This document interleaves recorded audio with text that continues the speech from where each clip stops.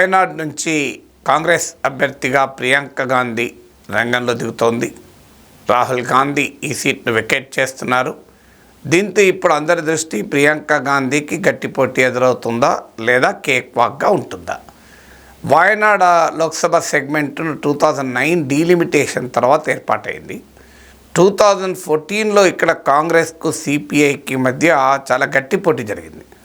So Congress party అభ్యర్థికి little over 41% voting వచ్చింది. 41% కన్నా కాస్తంత ఎక్కువ వచ్చింది. సిపిఐ అభ్యర్థికి లిటిల్ లెస్ దెన్ 40% వచ్చింది. 40% కన్నా కాస్త తక్కువ వచ్చింది.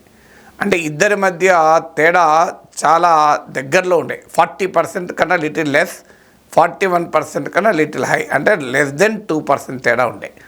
కానీ 2019లో రాహుల్ గాంధీ రంగప్రవేశంతో పరిస్థితి మారింది. సహజంగానే Rahul Gandhi prime ministerial candidate కదా. ఒకవేళ బీజేపీ ఓడిపోతే, మోడీ ఓడిపోతే, సో అది కేరళలో ప్రభావం చూపింది. సో చాలా సునాయాసంగా రాహుల్ గాంధీ గెలిచేశారు. కానీ 2024లో అనూహ్యంగా రాహుల్ గాంధీకి ప్రత్యర్థులు గట్టి అభ్యర్థిని పెట్టారు. ఉదాహరణకు సిపిఐ తమ నేషనల్ ఎగ్జిక్యూటివ్ మెంబర్ అయిన జాతీయ నాయకురాలు, CPI all India general secretary Raja సతీమణి అయిన అనీ రాజాను అభ్యర్థిగా పెట్టారు. ఇక భారతీయ జనతా పార్టీ తమ రాష్ట్ర అధ్యక్షుడైన సురేంద్రన్ను క్యాండిడేట్గా పెట్టారు. ఇద్దరు కూడా లోకల్ లీడర్లు కాకుండా అటు సిపిఐ కానీ ఇటు బీజేపీ కానీ, సిపిఐ ఏమో లెఫ్ట్ ఎల్డిఎఫ్ తరఫున పోటీ చేశారు.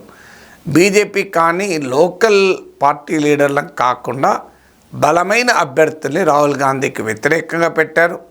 రాహుల్ గాంధీ వర్సెస్ విజయన్, మీకు ప్రియాంక వర్సెస్ విజయన్ కూడా చాలా సీరియస్గా డిబేట్ కూడా నడిచింది. పినరాయి విజయన్ మోడీ మనిషిని, మోడీతో కుమ్ముక్కయ్యాడని ఈ రకమైన ఆరోపణలు కూడా చేసుకున్నారు.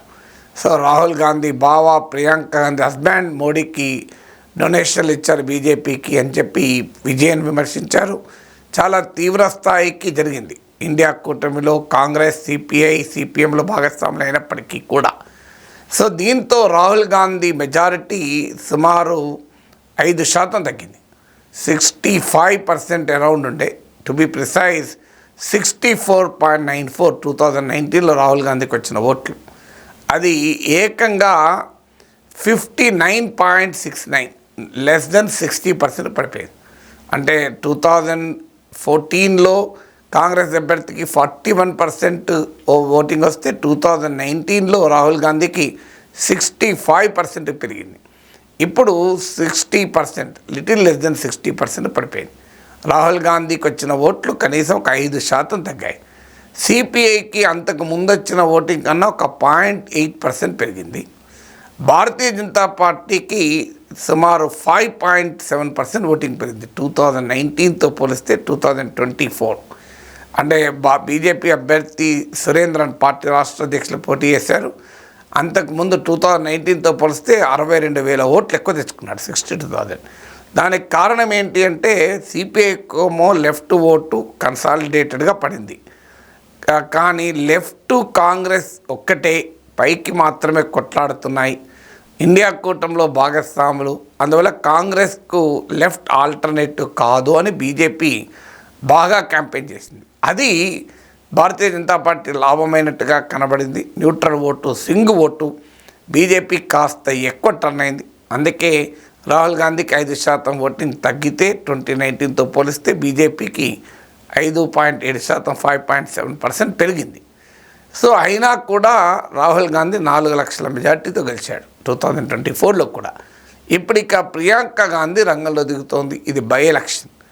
ఎందుకు మరి కాంగ్రెస్, లెఫ్ట్, ఇండియా కూటమిలో భాగస్వామ్య పక్షాలైనా అంతటి సీరియస్గా అమీతుమీ పోరాడాల్సి వచ్చిందంటే కేరళలో తర్వాత అసెంబ్లీ ఎన్నికలు ఉంటాయి. ఈ అసెంబ్లీ ఎన్నికల్లో ఎల్డిఎఫ్ వర్సెస్ యూడిఎఫ్ఏ ఉంటుంది. సో ఎల్డిఎఫ్, యూడిఎఫ్ కూడబలుక్కున్నాయనే వాతావరణం జనంలోకి వెళ్తే బీజేపీకి లాభం అవుతుంది. ఆల్రెడీ బీజేపీ బలం పెరుగుతోంది. సొంతగా 16% ఓటింగ్ వచ్చింది మొన్న లోక్సభ ఎలక్షన్స్లో.